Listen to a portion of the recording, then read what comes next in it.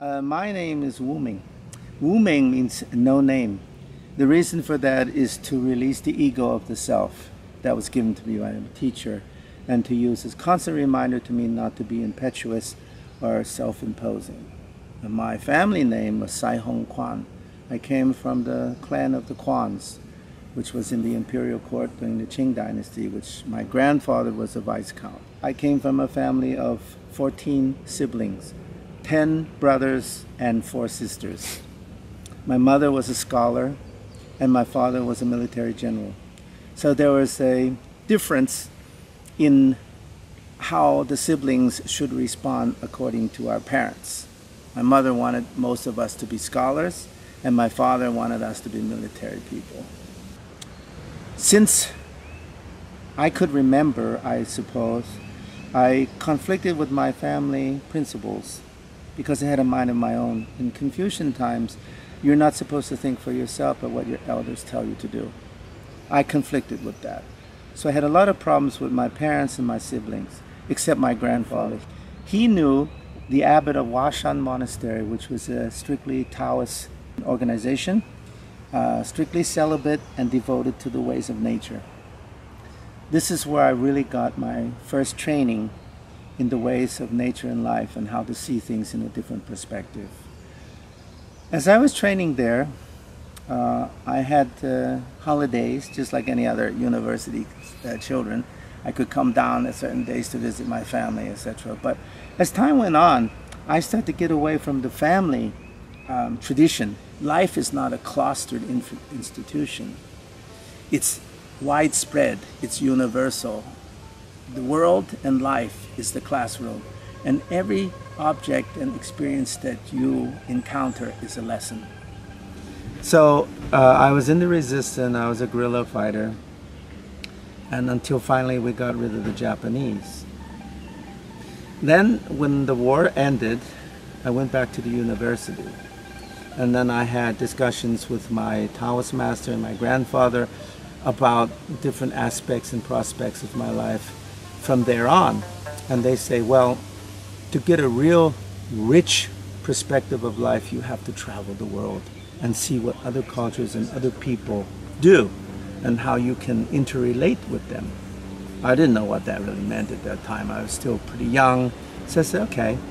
And the thing was, I thought I was going to be supplied with enough money, collateral, to be able to go to places and still be comfortable. But my grandfather says, no. He says, when you travel the world of life, there's going to be up and down. It's not all a bowl of cherries. Sometimes you get the pits.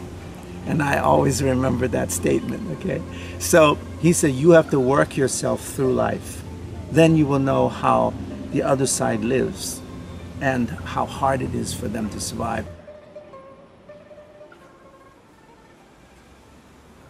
I'm a student of universal knowledge and nationalities. So I look upon them as, oh, you know, this is a good chance for me to learn about the world. But to see them in action was quite disappointing. So I was actually disappointed in mankind because they say one thing, they mean another, which is a very disappointing because here we are trying to establish a foundation of credibility between all the human races. Is there a bond between all? For a person to live an honest life, in my own experience is, first of all, to know life yourself and to experience all the different attributes and ramifications of such. Only then you can speak from experience and knowing the bad and good side of things. And from what I understand from my teachings and the teachers that I've met, good and bad is only an interpretation of the person. And the highest form is to say that there is really nothing of the such. There are no absolutes, is what I'm trying to say. That means nothing is permanent. So it has to have been imputed by us, mankind. In nature, there is no such things as absolutes. Everything changes. If you notice, like in the weather, you notice in animals, you notice in animal plants, etc., the scenery around us. All this changes in its natural state. It has no fixed time or timetable when it should change, although we say there are 4 seasons. But according to the seasons themselves, they change whenever they feel like it. It depends on the cycle. and how existence has revolved around that cycle. And at that given point, it responds and starts to express itself. So mankind is the same way. So that means mankind's life has to be diversifying. I'm 94 years old, man. I started traveling the world when I was in my, I would say, late 20s and early 30s, and I've done so all through my life, all the way up to my 70s. I'm a free spirit. I like to see for myself, experience myself, and then make my own decisions about what I think is real, unreal, or stimulating or unstimulating. If you're stagnated in one certain thing, that's exactly how your spirit's going to be as well, stagnated and opinionated. None of us can be opinionated, because if we're opinionated, we have no definition of what the truth really is, because there is none. There is no absolutes. We all make this up ourselves.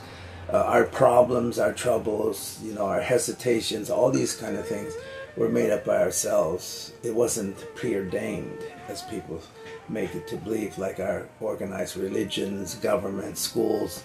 All this is preconditioned thinking. I mean, the more you know, the less you know. So become humble. That is higher consciousness. The more you accumulate and do not let go, that is ignorance. This is how I see it. This is how I was taught by some of the most wisest men in the earth.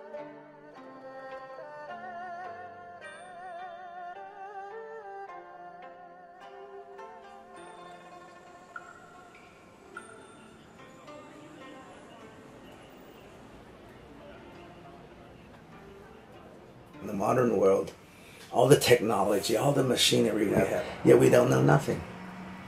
The things that are most important are the most complex, but yet we don't know how to solve those problems because we're not trained to do so. We're trained to just use machines, and so we become the same thing, like a machine. We don't know how to use our own natural gifts. Nature cannot be described. It exists, just like life. We paint the pictures, but what we paint is what we see, but it's not what the whole scene is. We do not see the subtleties of it. We only paint what we see, the imputed version, not the reality of it, because we don't know how to see the reality, even though it's right there. There's nothing on this earth and in this life that is self-possessive. We do not own everything permanently. We can borrow and use the information to the best of our ability and let it go. That is selflessness.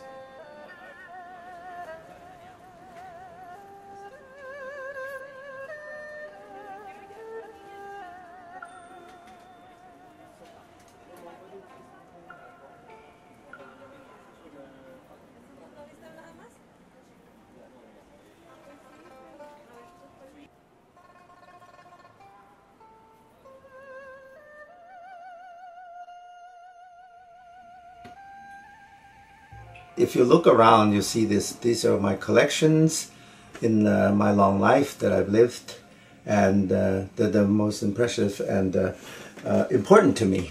And culture-wise, I used to be in Peking Opera. If you look to your left, you'll see a statue of what we call the Monkey King, and I portrayed this. About 80 different episodes of it, as you can see. I dressed the part as well. I liked it very much. Here is a gourd. And this represents the Taoist equivalent of the 5 elements. The I Ching symbols, the 8 immortals.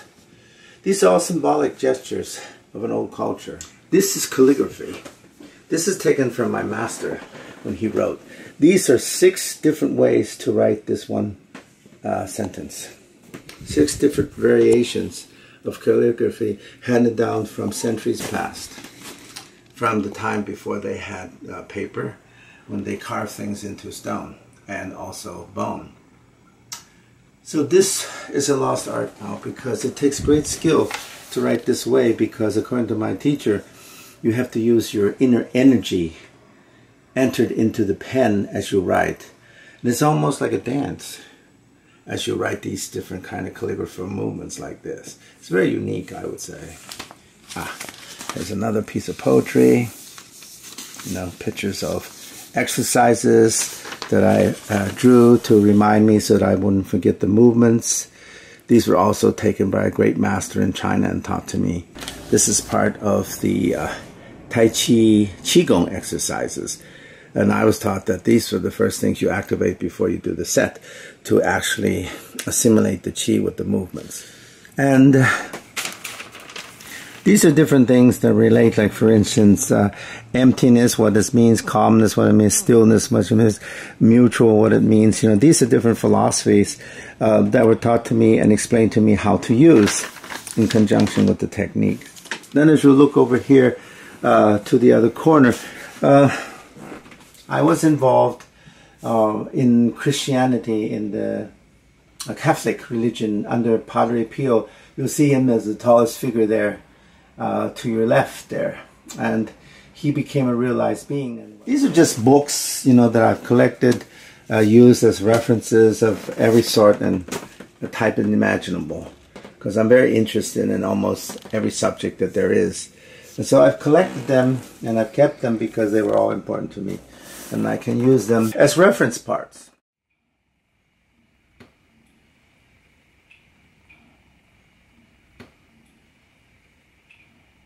This is me practicing my martial arts exercises. This is a rattan stick. It's used to strengthen the arms and also to learn how to project qi. As you'll notice that when I swing this, the end of the stick moves. This means that you can lead the qi with your mind into an object as an extension. This is one of my daily practices. It also strengthens and firms the muscles of the body, as you can see. As you can see, you know, things like that. It really firms the muscles.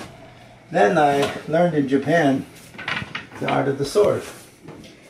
As you can see, this is a heavy weapon. So you have to have strength to do this. But there are certain exercises using sword techniques of the Japanese style called katana. And then when you practice it, there's a form to each move, a grace. Then as you come up, you make the move, and you step forward, and you come back. Hey! Things like that. And then the other one is like this.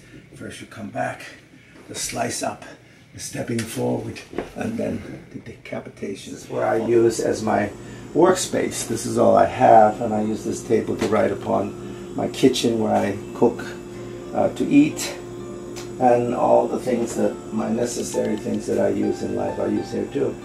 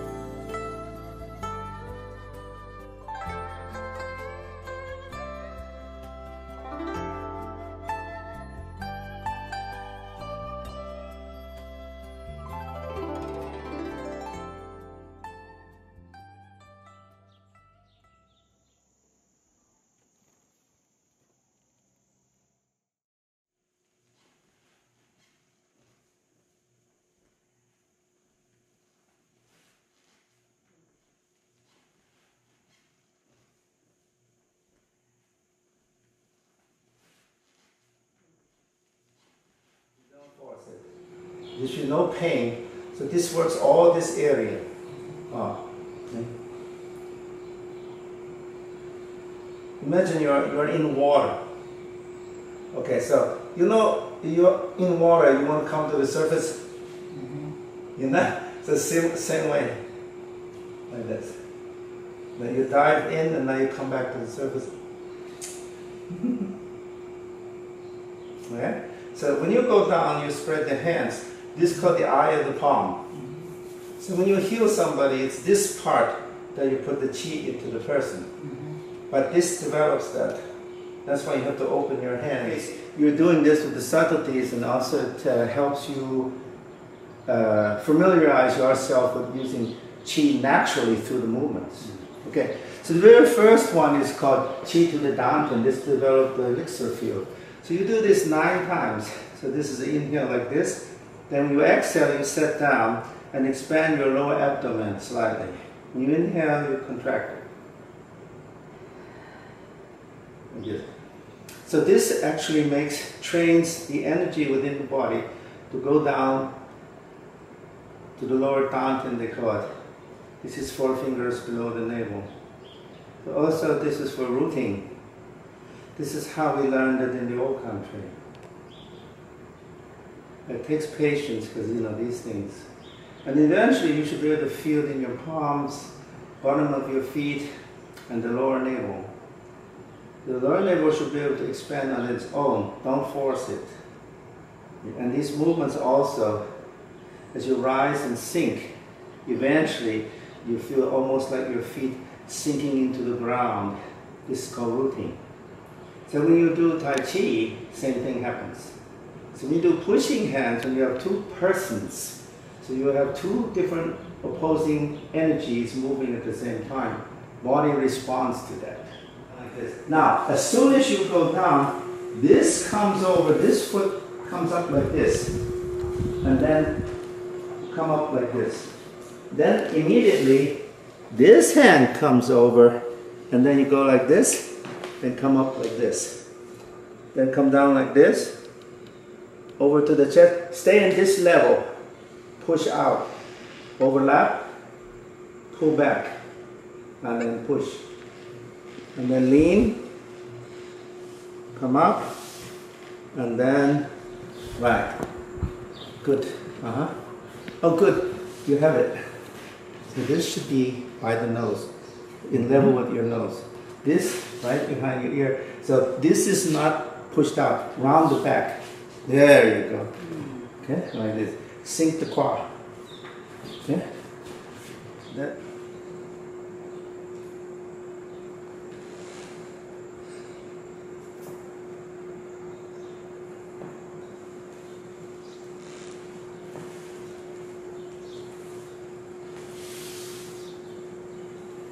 So each character of movement in the style depicts what style, what family it comes from. Yeah. So from here,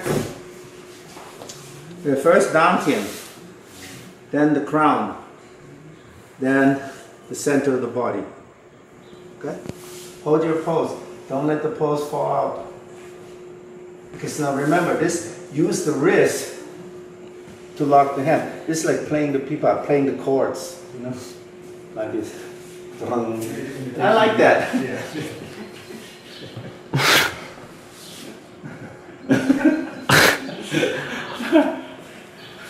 Okay, now from there, pipa, pipa. Yang family. There's a Yang style in Yang family. Oh. Yang family is the originator. They don't teach outsiders. They pick who they teach. I would have never gotten in if it wasn't for my grandfather. Yeah. But Yang style, all the people that study Yang form open their own schools. They call Yang style. But then Yang family denounced them and they don't belong to us. So that's why, you know, there's very characteristics of the style. It's not connected to the yin yang. No. It's the surname, like a family name. You know, like your name, your family name, the Italian name. In China, it's Yang is the family name. Yeah, my Quan, okay, right. Like this. But in Taoism, I adopt Wu Ming, which means no name. Right. To keep my ego, my name, Wu Ming. This to keep from ego. That's what my master said. You have no identity. You have no reason to compete with anybody. Mm-hmm. You're out there to do good, mm-hmm. only without expectations in return. So Wu Ming. Always remind yourself, that is your mantra, Wu Ming, Wu Ming. Mm-hmm. Then there's nothing. But I'm a monkey. It's Wu Kong. Not Wu Mei. Wu Kong is the name of the Monkey King. Yeah. So was that for everybody, but just for you? No. See, each student was given a name according to the master, what your attribute, what your character was. So you use this name and you carry it for the rest of your life as your badge. And also, it keeps you in line. Whatever your purpose is supposed to be. Yeah. So your name is Wu Ming? Wu Ming. But that's no name. No name. But that's the title. Wu Ming. Okay. And you're going to give us a name also? I haven't had enough time to critique. I'm getting tired of my name. Okay, I will think of your name. So in the lungs, the first one to eliminate the toxins is what they call the prolonged inhalation and exhalation.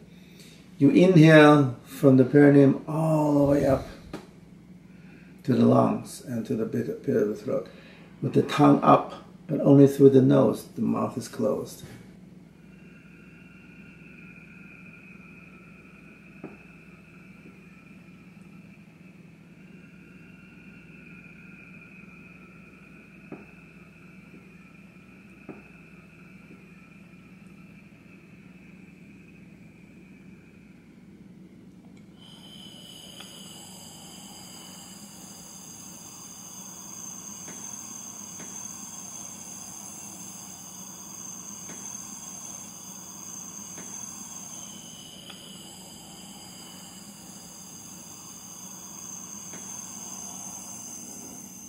It's called the cooling breath. In India, it's called ujjayi. So you're breathing from the glottis, the back of the throat. Inhale, exhale, same way as cooling.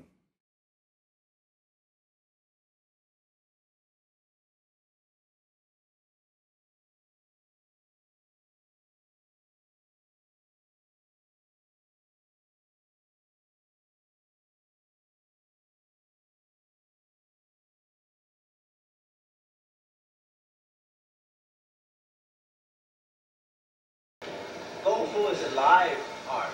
Therefore, life always changes consistently. Stay stagnant in your own way, then you never progress. It does not meet with the standards of your present situation and your development. So the way you develop, the form has to change and develop according to that. That's why it always changes.